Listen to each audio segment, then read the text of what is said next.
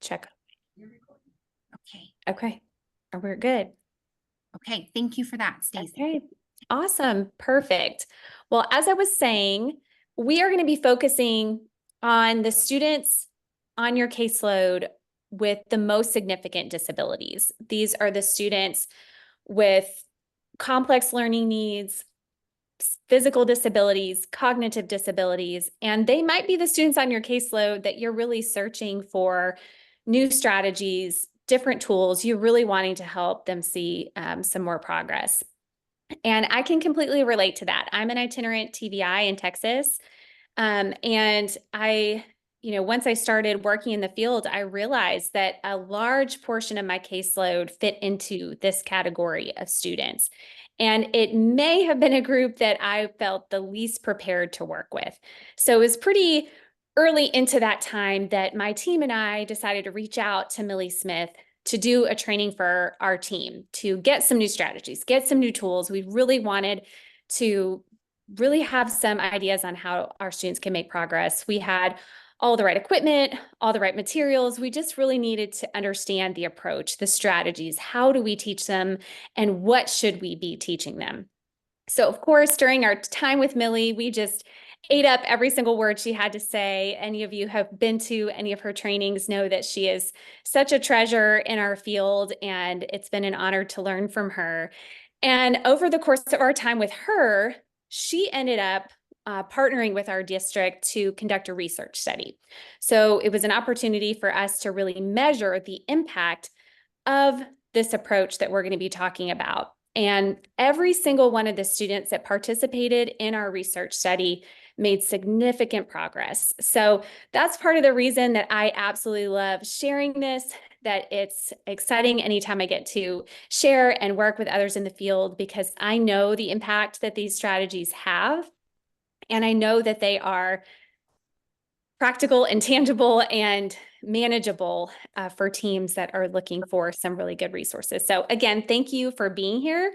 And again, please feel comfortable asking questions in the chat or, responding, and hopefully we can have some good conversation so that you can take this tool and really go out and use it. So thanks again so much. So I would love just to get an idea of who all we have. So if you could just share in the chat, maybe your role, your name, and maybe something that you're really hoping to take out of this course. What are some goals that you have for our time together?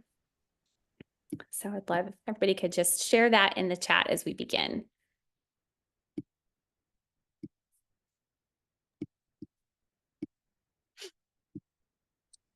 Hopefully some of y'all were able to experience the eclipse today. Here in Dallas, we were in the path of totality, so it was really cool and exciting.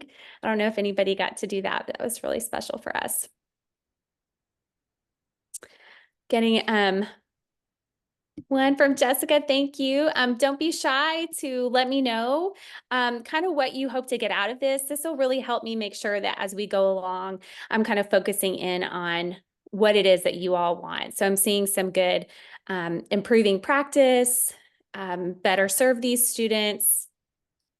We have some TVIs and O&Ms, registered nurse and a TVI. So we have some people working with infants and toddlers, and of course, complex students. And I totally understand being a TVI and looking for more tools. One of the things about our job, especially in an itinerant basis, is we have so many different things that we have to know how to do and kind of be an expert in. And so hopefully this is one of the areas that you can gain and grow in your tools. So thank you all. Looks like we're going to have some good conversation, and everybody's looking for some more tools. So I feel really, really confident, like I said, that this is going to be something great for you all to connect with, and hopefully the tools will be great for your team as it has been for mine. For those of you who have used the sensory learning kit in the past, that is what this this new book is the update to. And just a little kind of caveat, or people often have a question, so I can kind of address that elephant in the room. But some of you may be wondering, you got your book, but you're wondering where the kit is. And so just wanted to share with this new update, American Printing House for the Blind has decided to forego all of the stuff that comes with it, because the meat and the root of what we're doing is focused on the approach. It's the assessment tools. It is how to write routines and how to really build that programming for our student from all of those different angles. So all of that is there, and the actual materials that used to come in that big black suitcase kit really could be anything. It could be anything from that classroom that you're working with, or your bag of tricks, or some new things that you can think about. We're going to be talking about how to make routines that are focused on things that your student loves. So they could have been things from that kit, but more than likely it's something from the classroom or something that you have just learned about your student over time. Many of those materials that were in the sensory learning kit are still available kind of a la carte from American Printing House through quota funds. So if you have things that you were very attached to, many of those things are still available. So definitely wanted to just kind of touch on that, because that's always something that people are wondering about. If you want to tell me in the chat, I would love to know if any of you have had experience with the sensory learning kit, if that is a tool that you are familiar with. If so, I can kind of touch on as we go some of the changes or updates that we see. But it is a very familiar tool for many, although I've learned that as I've worked with different groups across the country, that many people had the kit, they know what it looks like, and they're familiar with what's in it, but a lot of it was kind of pulled and used in different places or left aside in classrooms, and many people didn't really understand the true meaning behind it. And then I see the pink vibrating pillow. That is a huge favorite. That is still available from the American Printing House for Blind. Of course, the Power Select is huge. They've also added a different fan. A lot of people like the fan that they sell through American Printing House because it is usable with that Power Select unit. So that is still available. And then Carly, thanks so much for sharing that you didn't feel like you were using it effectively. And that's exactly how I felt. I kind of opened that kit and felt a little bit overwhelmed, and the guidebook is there, but I'm really excited because it really wasn't until Millie really walked us through that guidebook that we felt a real deep understanding for the goal behind it, and really how to create routines that were going to be meaningful for our students. So hopefully you've had a chance to read chapters 1 and 2. We're going to kind of talk about the things that really resonate the most with me from those chapters. And then I definitely want to hear from you as we go along. But I may be pulling pieces and parts from other places that I also think fit in. So feel free to kind of take notes, and you might recognize that as we come along it later in our book study in the coming weeks. But I think really the main thing that I hope that you all can kind of take away from today and this first part of the book is understanding the type of student that really fits into the category of who would benefit from this approach.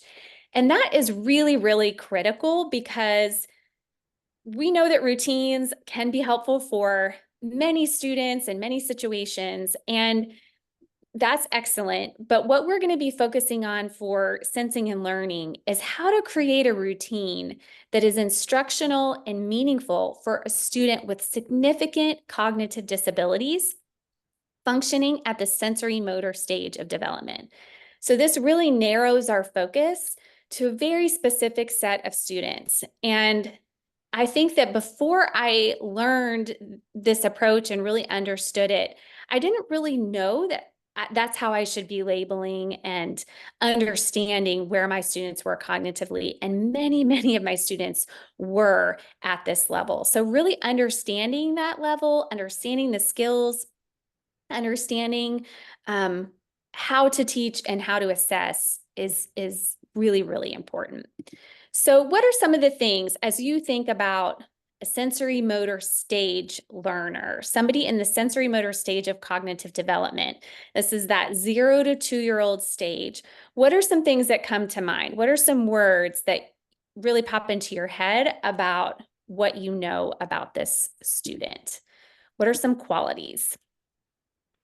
And this may be from what you read or just your experience. Maybe you've worked with infants and toddlers a lot, and so there's some things that you notice. Of course, we're talking about the sensory motor stage of cognitive development. This could be a student of any chronological age, really working on these skills within that 0 to 2-year-old level. So what are some things that you think about?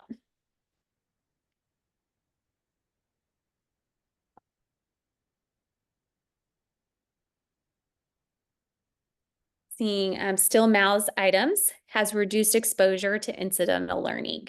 Thank you, Cheryl. That is really, really important. We do often see students at this level exploring items by putting them in their mouth, and just in general, really exploring items. This is really the work of a sensory motor stage learner, how to learn about things in their environment through their senses. And for many, the mouth is a very, very important way to do that. So we'll talk a little bit about with our routines and teaching students to explore and learn, we can utilize the mouth when that's necessary and also help teach other ways for students to explore. Faith, thank you. Still, these students are very concrete, not abstract. So they're really focused on the here and the now and the objects and people and actions that are going around in their environment directly related to them. Nothing that's really too abstract.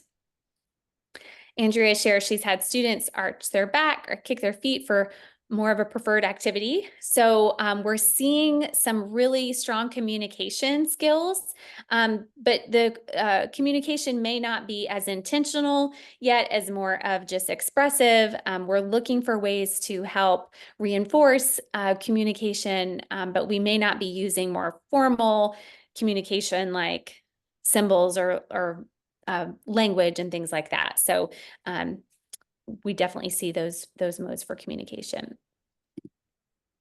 I really like this infographic describing the stages of cognitive development. We're focusing on the sensory motor stage of development, and this is that first stage for Piaget. Piaget is still the gold standard for how we think about cognitive development all these years later, but I really like how this shows that progression and how the sensory motor stage learner, it shows a baby in a high chair that is holding a glass of water. And so they're probably splashing in the water, putting their face in the water, dumping it over off the high chair, but they're really just experiencing that water. And it's not until the pre-operational stage, which we see for a slightly older child who has a thought bubble of a little water droplet. It's not really till that stage that we start to see that symbolic connection taking place. And so it's important as we think about the sensing and learning approach, focusing on that sensory motor stage learner, that we're really more focused on the skills for engaging with their environment, engaging with objects around them as a way to set the foundation for that symbolic learning down the road. And this was really kind of a big deal for me and my team because, and you can tell me if this is something that you all run into or can relate to, but many of our students, families, even outside speech therapists and things like that, we're really focused on communication for students with significant disabilities. And we often bring in different tools like, eye gaze devices or picture exchange or even some symbol use and things like that. And we were having goals for these things year after year after year. And we weren't seeing a lot of progress. And it wasn't until we really helped to understand and think about our students in a more cognitive manner that we really kind of understood that maybe our students were still working on gaining skills of the sensory motor stage, and we needed to strengthen that and build that foundation so that those goals towards more formalized communication could really take off. And so what we did was really focus on these foundational skills and began to see more progress that led to more and more progress with the symbol use down the road. So that was really groundbreaking for my team. We've talked a little bit, somebody mentioned about lack of exposure to some of those incidental learning opportunities, which is why some of our students with multiple impairments and significant disabilities really aren't necessarily making progress as quickly through this sensory motor stage as other students. So what barriers do these students have that you can think about that really present themselves to why our students may not be making the kind of progress that we're hoping for? What do you all see or notice with your students?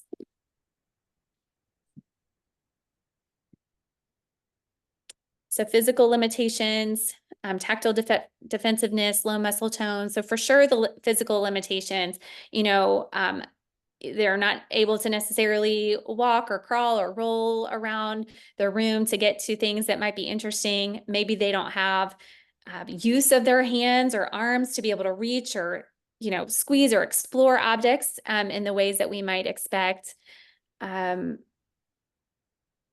Definitely parents are nervous to take them to new places and experiences, and also they're limited to what is brought to them. So a lot of times it's just what is available to them in that environment. A lot of times it can be the same types of objects, the types of toys and things like that that are brought to them, along with that positioning, vision and hearing. So even just, of course, things that might be kind of, interesting and fun or kind of grab their attention, they may not do that if they have a vision or hearing impairment. And so we may have to bring those sensory experiences to them in different ways. So definitely some of those limited opportunities are huge. And then I love that, Catherine, a sensitive, engaged learning partner. So somebody who is really patient and engaged and responsive so that as we are sharing things, we're noticing their responses to them. We want them to be positive. We don't want to, do too much and cause them to shut down. And so all of these things make it to the point where we just have to be really thoughtful about the types of materials that we're presenting, the ways that we're presenting the materials, how we can help facilitate these students to get the experiences and get the benefit out of those experiences. Let's see, Quilly says if we're including neurodivergent, tactile defensive is present. This is definitely something we know, in what we see from students with neurodivergent, also students with deaf blindness, where when so much is brought to them and their sensory environment can be very overwhelming, they can often kind of shut down and go inside themselves. And so we have to think about how do we help build these skills for exploration and learning about their environment so that we can, again, lay that foundation. And medical trauma and just medical barriers in general, maybe they are on medications or have seizures that cause them to have limited availability for alertness throughout the day. Just maybe there's things going on internally that they're kind of battling against just to maintain attention and to be awake and be available for learning. And so there are all of these different types of barriers that may be present for our students. And so that is why we take the time to learn these strategies and really think about ways that we can help foster opportunities for learning and building these skills systematically and intentionally. So thank you, Quilly, for that follow-up comment. Okay, one of the biggest things that I really take away from sensing and learning, and that I really want to make sure anybody who is part of this book study or takes another course or training in this, is that we walk away with a really solid understanding of the sensory motor stage zones. So this really starts being talked about on page 3 in the book, and it kind of goes all throughout the book, but I really like the way that they start talking about that on page 3 through about 5 or 6. And so what this does is help us understand that within the sensory motor stage, we can look at it in sections. And these are sections of skills that we can really help teach our student to move them along through the sensory motor stage. And it also gives us a way to assess for where our students are presently so that we know where they are and we know what we need to teach them. So we're going to talk about each of these zones, and this is going to be setting the stage for us as we think about next time how we're going to do our assessment of their present levels of skills. So the first one we're going to talk about is extended states. And I'll talk about this just for a minute. I don't think it goes into it as much in chapter 1, but extended states is not necessarily part of the sensory motor stage, but it's a kind of a state of being. It's a biobehavioral state that many of us experience. You know, we're hungry, we're tired, and we're able to kind of work through that and overcome it. You know, maybe we go get a drink of water, we take a quick walk or a quick nap. But a lot of students with significant disabilities, they don't have the ability to regulate that within themselves as well. And so we often see it coming out as an extended state, which is that they're shutting down, they're fussy, they're agitated, or they just are extremely drowsy or fall asleep. And so one of the biggest things that I get with questions or when we go do observations of students in these classrooms, you know, we're having a hard time getting them to engage with anything. They just sleep or they just kind of shut down, or, you know, they don't seem to be interested in anything. And so when we experience that, one of the things that we need to be able to do as a teacher or part of the assessment team is to identify, hey, this student is in an extended state. And the importance of that is understanding that they're not available for learning. So we cannot learn when we're in an extended state. What we have to do is build skills in that first zone of the sensory motor stage, which is attention. So we need to work on gaining and building and strengthening an attention if our students are spending too much time in these extended states. So let me know if you have any questions about extended states. Like I said, it's going to kind of come in and out at different points, but I think it's really important that we talk about this because many of our students are in an extended state as their present level. And so that's something that we may identify as we do our assessments.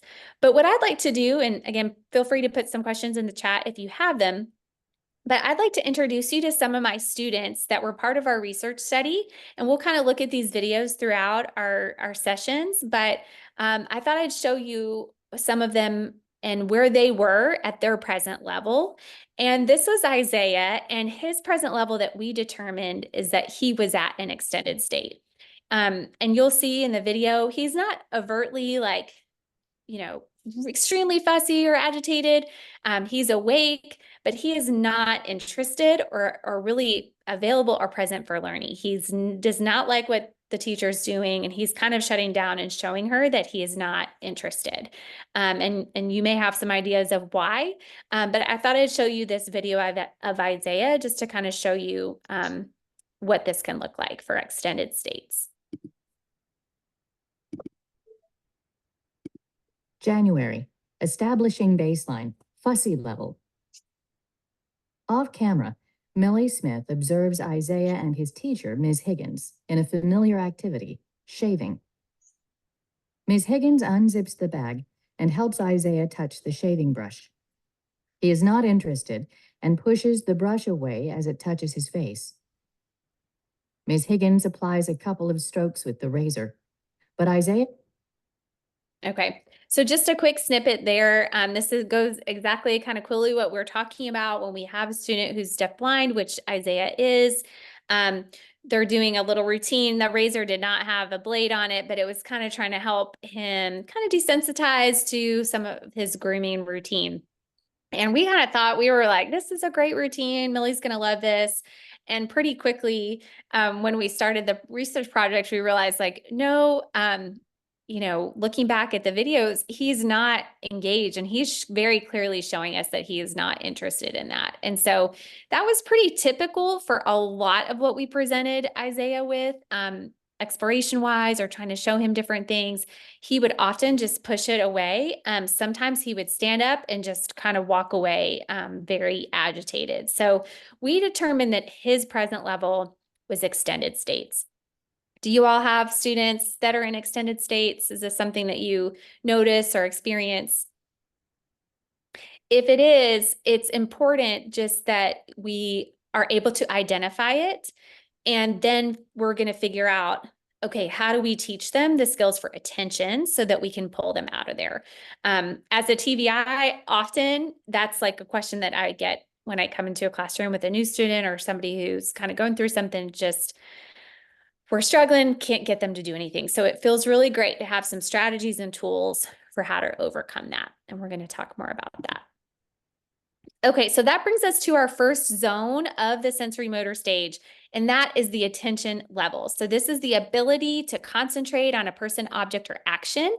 And again, for our students with so much going on internally, being able to kind of turn away from all that and focus on a person or an object that we're showing them, that is a skill, and it takes a lot of effort from some of our students. And so some of our students may need to be working on skills to build attention, and some of our students are already there. And that's something that we can recognize and note and say, hooray, this is a skill, and it's a strength. So being able to see a student and identify, okay, we have attention and this is where we are, is also really, really important.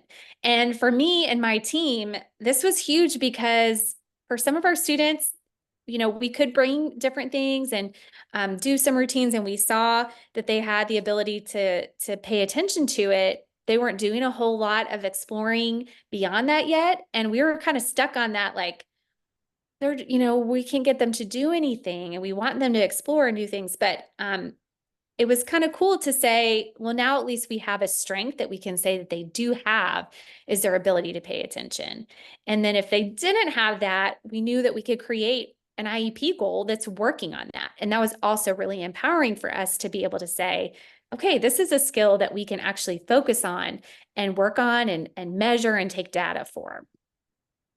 So I'm going to share this second video of my student Arna, and she's kind of the star of Sensing and Learning. So you'll see her all throughout the book. So I love getting to show her video, so you can kind of put a face with a name. And when we first did her assessment, we identified that her present level was attention. So I kind of want to show what that looks like for Arna, and hopefully you can think about your students and have some students that this kind of fits to as well. December, establishing baseline, attention level. Arna's homebound teacher, Mallory Duncan, engages Arna in a familiar lotion activity. Arna sits in her wheelchair while Ms. Mallory applies lotion to her fingers and hands. Arna demonstrates attention by visually fixating on her teacher at times and by becoming still while lotion is applied. She demonstrates that she likes what is happening by smiling and vocalizing.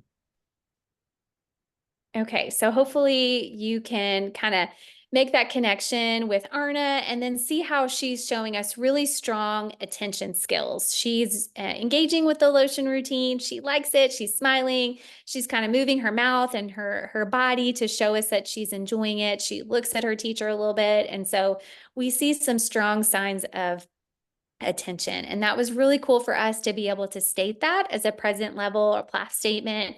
And then know that once we have that established, we can work on skills in the next zone. But just to be able to say, okay, this is where we're at, was really, really cool and really important. So the takeaways for this attention zone, and I'd love to hear if you had any other takeaways too, feel free to put that in the chat. But the main takeaways that I see are the fact that attention is required for learning. If they don't have attention yet, then this is what we need to be working on as the focus of the skills for the routine that we're going to write eventually. Attention is a skill. We can teach attention, we can build attention, we can strengthen attention. And part of that is our job as we think about, again, focusing on routines down the road. We're going to write routines for our students. We can think about the environment, the accommodations, the materials that we're using, our presentation methods. We are really helping control all of that in a consistent routine to build and strengthen these attention muscles so that we can lay that foundation and then begin to work on new skills. Okay, the next zone. So once we have attention established, student is able to attend with you for a period of time. then we begin to see those exploration level skills emerge. And this is really probably what we think about mostly when we think about a sensory motor stage student. This is that child that is able to reach out and explore items. They're putting it in their mouth, like we talked about. They're exploring objects in a different way. They seem very curious. They're doing the work. They are learning about their environment by exploring it in so many different ways. And these are things that some of our students in that attention zone, they need to be taught how to explore. They may not naturally do these things when we place them in certain environments with things to explore. So they may need to be taught that. And for many, doing that within a routine is going to be the most impactful way to do that. I'm going to show a video of a third student. This is Freddie, and he's a student. When we did his initial assessment, he was at the exploration zone. So again, I think you probably can picture some students that you work with that are in the exploration zone, but I'd like to show you Freddie's baseline. December. Establishing baseline. Exploration level. Off camera, Freddie's teacher, Wendy Prey, and vision consultant, Millie Smith, observe him in an adapted play environment. Freddie sits on a beanbag and plays with hanging objects. Freddie has visual and auditory impairments. Through this observation, his teacher assesses his present or baseline level of sensory motor stage performance at the exploration level. February. Okay, so you see Freddie, he's looking, he's reaching, he's pulling on the little beads and making, you can't hear it, but it's like making this little clingy noise. And when he stops, he lets go and then he does it again. So he's doing the exploration, and he would do that pretty regularly with pretty much anything that we gave him. He was easy to reach out and explore and do things. So again, as you begin, thinking about these zones and you go into a classroom, hopefully pretty quickly you're able to see students that are at these different zones and be able to pick out pretty quickly, okay, I see some good attention skills here and I see some good exploration skills for that student. They're reaching out, they're exploring, and maybe they're not reaching with their hands, but they're using parts of their body to get information. One of the key skills at exploration level is cause and effect. So these are those kids that are learning, I'm going to do something with my body and make something happen in the environment around me. And this is what I'm going to point out. In our appendix, I want to point out a pretty cool resource that has to do with exploration, and it starts on page 219. It talks about exploration with severe motor impairment and the value of active touch and the need for students to be able to do these different things as much as possible on their own. And it talks about some strategies to facilitate exploration, as well as exploration schemes and procedures. And there's a pretty cool chart on page 224 that talks about some different ways that students explore objects. And I really like this, just thinking about different ways that we can teach students to explore. There's many different ways, and some of our students may just kind of have one thing that's their go-to, but we can help facilitate through hand under hand support, through tactile modeling of these different strategies within a routine with an object that they really like. So that's going to be kind of our main strategy, is thinking about how I can teach a student to do some of these different things in a very strategic way. But the value of a student initiating these different movements is really, really important. And I'll be completely transparent that pretty early on in my career, I feel like my students with the most significant disabilities, if I look at a list like this and I think, I don't think my student can really do this based on what I know of their physical limitations. And so I'm just going to kind of do it for them and show them what these things do. And I'm going to kind of put on a little performance with all these cool objects that I have. And maybe I'm touching it to their skin or kind of doing a little hand under hand, but I'm really not focused on the fact that they can do as much as they can do to initiate some of these things to get the most amount of information out of it. And so that's been a huge thing for me as well. And something really cool that I've learned about is that there has been some research done with MRIs of students that are engaging in exploration, doing some of these exploratory schemes and procedures. And the biggest amount of brain firing happens leading up to and right before the actual action takes place. And so what that tells us is that the learning, that cognitive, connection that's being made is happening really before the actual action. And so the fact that we can help facilitate the teaching of the fact that we want the student to initiate some of these actions is actually more important than their ability to physically execute every single one of these. So the more they can do, the better. But if we're able to get them to the point where they're initiating some of these actions, even with the most minor movement, we can help facilitate the execution of these things. But the most that they can do on their own, the better for the cognitive connections to be made. So that was a really, really big piece that I took away from this. So as we think about those sensory motor stage zones, we think about students that are in this exploration zone and the fact that if they're not, then we can help teach these things to them. So these are our takeaways. Again, we can teach these strategies. It's more mental than motor. So again, these are really cognitive skills that we want to help teach. We need to teach that cause and effect. We need to teach the ability to explore so that we can move on to other skills. And that really this is important because it's the basis for understanding objects. And these are objects that eventually we want our students to communicate about, to make choices between. Eventually, we want them to create these broader conceptual schemas about objects and things and people. And they have to have the actual experience with the objects first for any of those things to have real meaning and value. So we need to make sure we're focusing on this, even for our students with the most limited physical abilities. Okay, so just want to hear from you as we think about these different zones. Does anything jump out? I'm a big ECC person, if you know me or follow me. So I'm always making that connection between this work and the ECC. So what kind of ECC areas jump out to you when we think about exploration and building that attention and exploration? Work and leisure, daily routine, sensory efficiency. Definitely see the connection for all of those areas.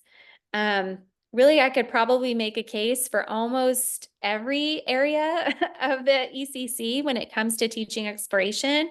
Compensatory skills being pretty high up there for me in terms of establishing the ability to make connections with objects and build that kind of conceptual understanding. Whole 9 areas, yeah, and compensatory access, the pre-barrel skills, absolutely. Just being able to explore objects and to use our hands and tactile information to learn about our environment, that is 100% a pre-literacy skill. And I use it for a literacy skill. We use these types of goals as a pre-literacy. We align them to our academic standards in the area of literacy. So it's really, really an important foundation. Self-determination, of course, like an O&M, like how can we move our body towards something that we want to get more information about? It's a very, very basis of what we do. So I say that a lot, kind of bring it back to the ECC because we think about learning about a tool like this and how do we take this into a classroom or to a team and where does my role fit in as a VI person? And so I always see that connection there and it's really important. Okay, so we've established attention, we see exploration skills and cause and effect. That third zone, the last zone of the sensory motor stage is the function zone. This is when we start to see students using objects for a specific purpose. So if we give a student a hairbrush at the exploration stage, they're going to bang it on the table, feel the bristles, like maybe put it in their mouth, explore it in a variety of ways. And that's so important and great and exactly what we want them to do when they're learning those skills. But at the function level, we're looking for them to show us that they know what it's for. So they're going to take that brush and put it in their hair, or at least they're going to initiate that movement, showing the connection cognitively. So that's where we can help teach students through a routine, those function level skills. So I have a few objects here on the screen. If anybody knows what any of these are for, give me a good guess. See if anybody knows. These are like definitely a kind of as seen on TV infomercial type deal. Yep, the first lady, like she's a little angry plastic lady. She cleans the microwave. You put some vinegar in her. There's a neck stretcher on the bottom left, kind of an arc that I guess you lean over. And posture, the little rectangle on your neck buzzes, I think, and gives you a reminder to be in good posture. Good guess, Cheryl, about the cupping, but the fish is actually an egg yolk separator. Any guesses on this last one in the bottom? It's like a green little wheel dealy. Don't know how better to explain it, but this is a watermelon cutter. So apparently you can cut a watermelon in half and then roll that thing through it, and your watermelon's going to come out in perfect little chunks. And I show all these just to kind of as a funny way to just remind us that objects are just objects until we learn their function. And so as teachers, for our students with maybe limited experiences with objects, or don't have access to that incidental learning, when we present objects, we have to teach their function, and we can teach that through instructional routines. And that's what we're going to do for students working on skills in the function zone. So takeaways here for function are that they're using the object for a purpose, and we're associating an object with an activity. So this is where we start to see maybe some emerging connections between an object symbol and the routine that's going to take place. We're making some connections about different objects and activities. Okay, so this pretty much just kind of sums up our zones that we talked about with some descriptions. And this is really kind of the basis for sensing and learning, is being able to understand these different zones. We'll talk more about the skills. There's some great tools in here for kind of how to take those skills and turn them into an IEP goal. But these are the skills that we're going to be looking for as we do assessment, because we want to decide a student's present level so that we can teach skills in the very next zone.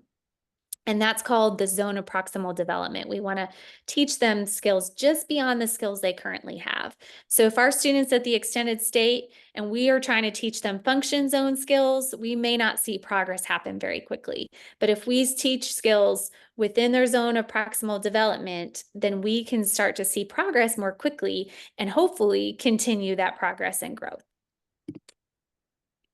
Okay, any questions so far about this sensory motor stage, these zones, or really anything that kind of stood out, or questions from chapter 1? Those were kind of my main takeaways as we think about the student that we're going to be working with this approach.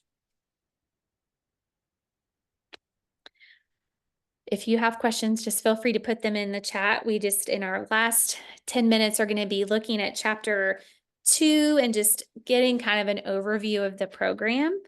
I should have made it into a slide, but I actually, and it's still part of chapter 1, but I actually really like the picture on page 7. If you see that there, that kind of does give an overview of the approach of sensing and learning. You have the assessment, which is key, and we'll start talking about that in the next 2 weeks, because this is really going to be telling us where our students at, and what we need to teach them and what we're going to use to teach them. So the program's going to start with our assessment, and then we're going to teach, and that's using instructional routines. our assessment is going to help us build that really powerful routine. And then within that routine, we're going to just do it a lot. We're going to be consistent. We're going to do that routine. It's going to be really accommodated for how our students learn best and how they can participate. We're going to continue to do it and take data and really monitor their progress. And so based on the progress they're making, we either revise that routine or we expand it and grow into more routines. And then this becomes a continuous cycle of how we see their growth, how we respond, and how we continue to work towards new skills. So I really like that overview. And then also on page 8, it kind of talks about it too, with just the fact that this whole approach is built on good assessment, and we're using that assessment to design really strong instruction. And then we're using that to help build skills, and then we start to see the students make progress and achieve what we hope for them to. And I think that's been my personal biggest takeaway from all of this, is just finally we were seeing our students consistently make progress. And that was so exciting for our team and the teachers that worked with them and the parents. And you know, because it can be a little fatiguing, and you start to feel that burnout when you're working with students for a long time and don't see that progress or don't know if what you're doing is working. And so really building those skills and building kind of those micro skills towards something really helps us feel that momentum and start to see some success. So this is kind of our path again that we're talking through. Assessment, and then designing that instructional routine. So I'd love to hear from you. Which aspect of these things are you anticipating or kind of looking forward to the most? Like maybe you are needing some good assessment tools, like maybe you have a learning media assessment coming up, or you have students whose IEPs are coming up and you need to write new goals and you're really looking towards that. Or maybe you're really thinking more towards the instructional piece and you're wanting, looking forward to that routine design. And so I'd love to hear from you kind of which part you're anticipating and looking forward to the most. Cheryl's looking forward to an O&M routine. I love that. I work so closely with our O&Ms and we work really well with our team with the routines. Summer's looking for assessment skills and using that data to support the students and their teams. And I know sometimes assessment isn't as fun and, you know, fancy and shiny, but it's so important. And it's always something that we can come back to and kind of bring the whole team around it. So I love that. Assessing present levels, sensory efficiency, LMA. Awesome. Yes, the assessment instruction for those puzzling kids. We just always, you know, we have those on our caseload. We've tried everything. And so hopefully this is a way we can look at it from a different angle. And then Tina, thank you so much about the collaboration with OT and PT. That was something too, I think for me, I mentioned that I was kind of one of my first couple years on this team and I wasn't feeling very confident about my role. I felt really confident about bringing a light box and like bringing some shiny stuff. And like, I knew what kind of things I was supposed to be bringing. I just didn't fully understand how to support the team and using these towards like a purpose beyond just looking at something. And so I feel like I maybe got the guts to admit that to somebody on my team. And slowly we realized that we all kind of felt that way. My OT and PT and SLP, O&M, even the classroom teacher, not many of us had received this kind of instruction in our education for our jobs. And so we realized, okay, we're all kind of wanting to know more and we could all come together. And I think this approach really does a good job of showing a team how to come around it as a collaborative approach. Okay, Natasha's looking for assessment and instruction. Instruction supports the growth. And so I think that is all awesome. I'm excited that you all are excited about it. And one of the great things I mentioned before was that my team did the research study and we published that research in the Journal of Visual Impairments and Blindness in 2020. So it's really cool to have that research also as you begin kind of putting it all into practice, because you know that it is research-based, you know that it's proven to show success. And so definitely too, as you're working with your teams, that's something you can feel confident to say, this approach is based on research.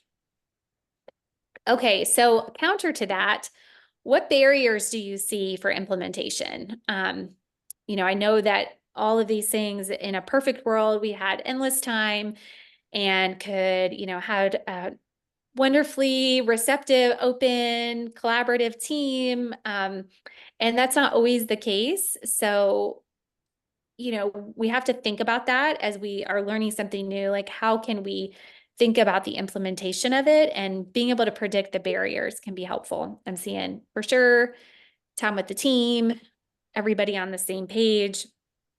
So I definitely understand and can relate to that as well. So hopefully we'll have some time to talk about strategies for that. Definitely, as you come upon tools, feel free, share any of the items that I've shared with you, with your team. One of the strategies too that you might consider just as we begin this process is identifying a student on your caseload that you could kind of use as your case study and think about, are there pieces from these assessments or pieces as we write a routine that you could be doing for one particular student as we go through this.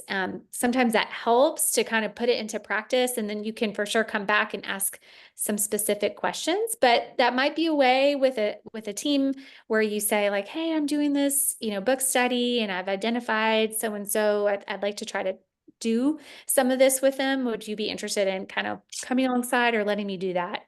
Sometimes it helps to have kind of a reason to say like, do you think they could be our guinea pig as we learn this?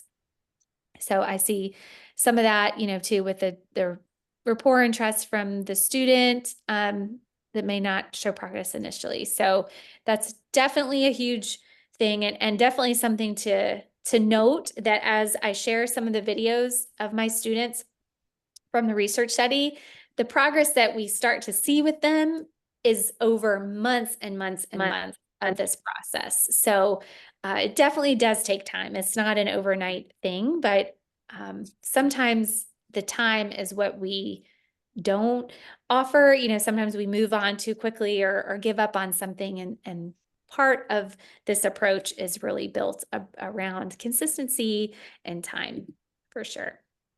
Okay, lastly, before we close, I would just love to hear kind of your biggest takeaway from chapters 1 and 2, and just anything that you're kind of thinking about and hoping to kind of take into your work until we meet again. So I'd love to hear that. And if you don't have something that's jumping out to you, I would say that if you're coming into contact with students before we meet again, if you're in and out of some classrooms, maybe just be aware and thinking about these different zones, like just being able to observe and recognize different zones where you see them, and start to become, kind of try to use some of those different vocabulary of the 3 or 4 zones to describe what you see in the classroom, and kind of become fluent with that. Thank you, Cheryl. The zone descriptions. Absolutely. So even those zones, those are things that my team has printed out. We've shared with paras that we have as always kind of a guide for us as we are working with students and thinking about things. Remembering student has to be available for learning. That's huge. Definitely don't want to force it on them. We're probably going in the wrong direction if we're trying to fight against that extended state. Yeah, Melissa, exactly. The cheat sheet for what to look like, for sure, I think is really, really helpful. And I could share some of the ones that we've made before as well. So thank you. I know that hour happened fast and furious, and I appreciate all of your collaboration and comments and discussions. And please feel free to email me before, next time if you think of a question that you forgot to ask or it has come up between there. I'm definitely available. I love talking about this stuff. So very grateful and looking forward to our next time. Hi, Pam.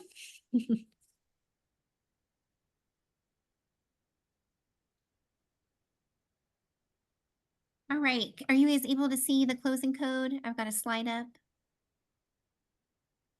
Can you give me a thumbs up? Can you see it, Stacy? Yes. Awesome. Sensing and Learning book study. This was day 1, sponsored by our Outreach Access Services team, and your closing code is Insights. And I'm going to throw in the chat here a link to our website that takes you to Outreach Access Services, and you can learn a little bit more. We'd love to hear from you. Thanks so much, Stacy. Thank you. See you guys in 2 weeks.